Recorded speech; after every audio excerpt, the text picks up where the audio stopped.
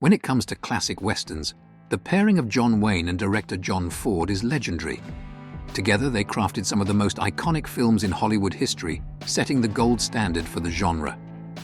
Here are all the John Wayne movies directed by John Ford, and trust me, you definitely need to watch every single one of them. Wayne plays the Ringo Kid, an outlaw who helps a stagecoach get through Indian territory, where the feared warrior Geronimo is leading raids on anyone riding through. Wayne's screen introduction, which features him against the backdrop of Monument Valley, is as memorable and iconic a shot as has ever been put to film. Even Orson Welles was so inspired by the film, he admitted to watching it over 40 times while preparing to make his film, Citizen Kane. The Long Voyage Home features Wayne as part of a larger ensemble cast in a film about merchant marines at seas during wartime. Wayne actually has very little dialogue as his character is Swedish, and he struggled with the accent. Despite glowing critical reviews, the film didn't win a single Academy Award at the 1941 ceremony, although Ford did for directing a different film, The Grapes of Wrath.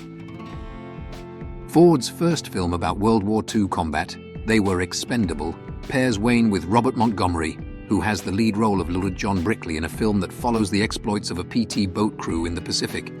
Although released just after the end of the war, the film earned high marks for giving a realistic, somber portrayal of combat, particularly the heavy losses in the Philippines, where the film is set. Fort Apache stands out as the first film in the Cavalry trilogy, 3 Wayne Ford films about the exploits of the U.S. cavalry during the westward expansion of the 1800s. Although the films are not connected, fans often watch them together. The film follows Capt. York Wayne, who clashes with his new commanding officer, the great Henry Fonda, an ambitious, demoted general intent on war with the Apaches. The second of the Cavalry trilogy, and some say the best, She Wore a Yellow Ribbon, found Wayne playing Capty. Nathan Brittles, a cavalry officer on the eve of retirement, who is tasked with escorting the wife and niece of the fort's commanding officer to safety as an Indian attack looms. Based on an original story in the Saturday Evening Post, the film was a huge hit for Wayne, who was actually not John Ford's first choice for the role. Rio Grande completes the Cavalry trilogy with a fantastic film that saw the first ever pairing of Wayne with Maureen O'Hara. The two made 5 films together and became lifelong friends. Here, O'Hara plays the wife to Wayne's Colum York, who joins him on the frontier after their estranged son signs on to his father's regiment. The wonderful romantic comedy drama may not be the best of the Wayne-Ford collaborations, but it is the most accessible. The Quiet Man finds Wayne playing Sean Thornton, an American and former boxer with a dark secret in his past, looking for a new life in his homeland of Ireland.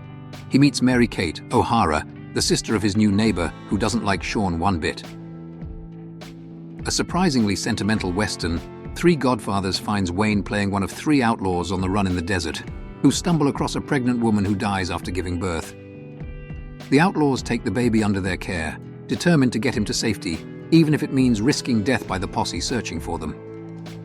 Although it got no love from the Academy at the time, The Searchers is now considered one of the greatest westerns of all time. Wayne also said it was his favorite role, although it was more complicated and less sympathetic than his other roles. He played Ethan Edwards, a man on a quest for vengeance after his family is slaughtered by Comanches and his niece is kidnapped. Based on a true story, The Wings of Eagles features Wayne playing real-life Navy pilot Frank Weed, who was paralyzed and went on to become an Oscar-nominated screenwriter.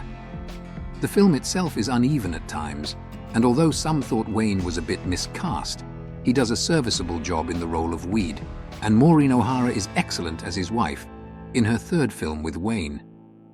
In this fast-paced Civil War drama, Wayne plays a Union colonel who leads a regiment into Confederate territory to sabotage railroad supply lines.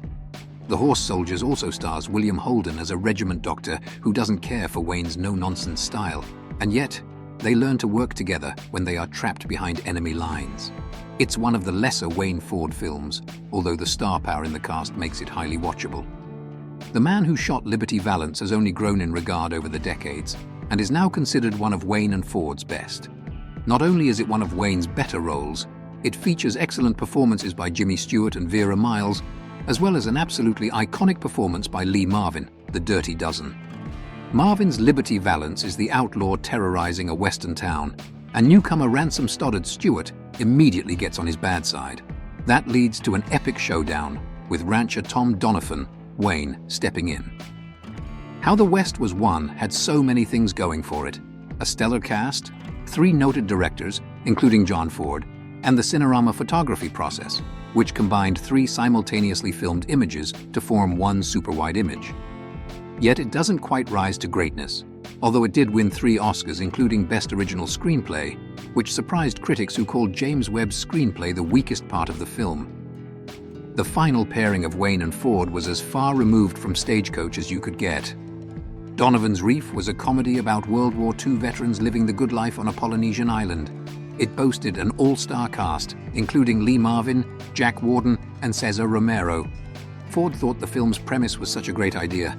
He started production with only a bare-bones script, with entire scenes just made up by the cast as they went along.